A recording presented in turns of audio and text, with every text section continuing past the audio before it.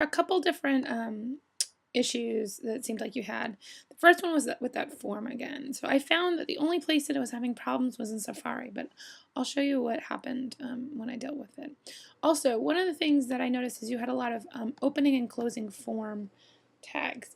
You want to make sure in terms of opening and closing form elements, you only have one opening form element, and then you go down to the bottom and you have one closing form element. So it's a little bit like a div in which, you start it and then you put all the stuff inside and then you close it at the end of the form. You should only have one form opening tag and one form closing tag on your page.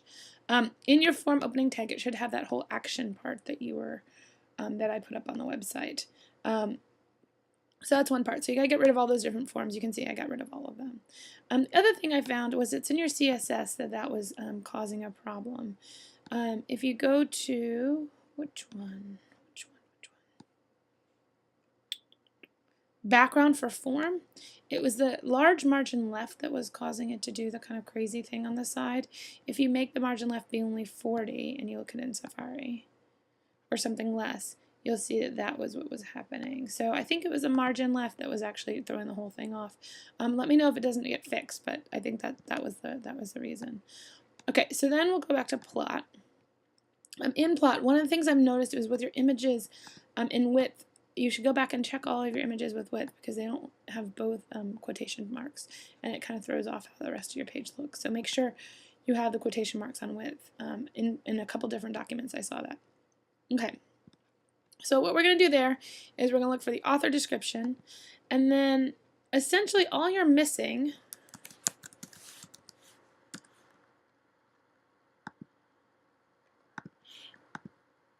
okay, so author description.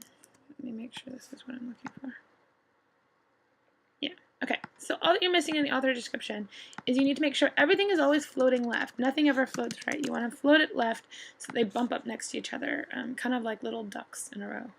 Okay, so float left, and then you need to give it a width, because if it doesn't have a width, it doesn't think it can wrap next to it. So I gave it a width and floated it left, and it comes right up next to it in that space that you were talking about. So that's all you have to do. You have to do float left and give it a width, and it should pop right up next to him. So that should work. In terms of the character page, that's the last one that I wanted to show you. In terms of the character page, you have a couple different choices. You could make two divs, right, that had the image div and the text div in them.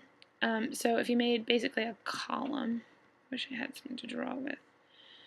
If you can imagine a column like here, right, that goes here, I'm going to outline it with my cursor, and goes to here, and it has both the image and the text in it. And when I say a column, I mean a div. So putting another div in that has like one column and floating it left, and then having another div that has another column and floating it left.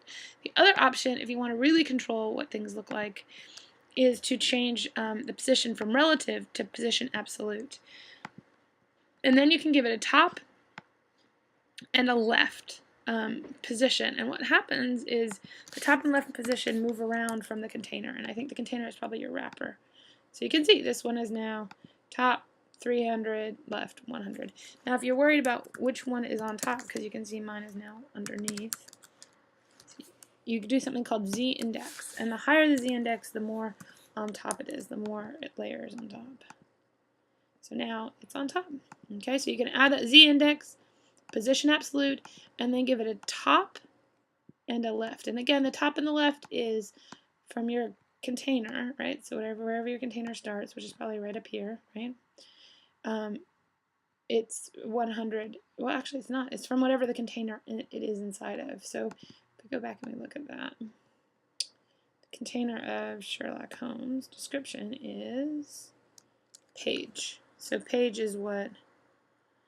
So it is 100 over and 300 down from the page start.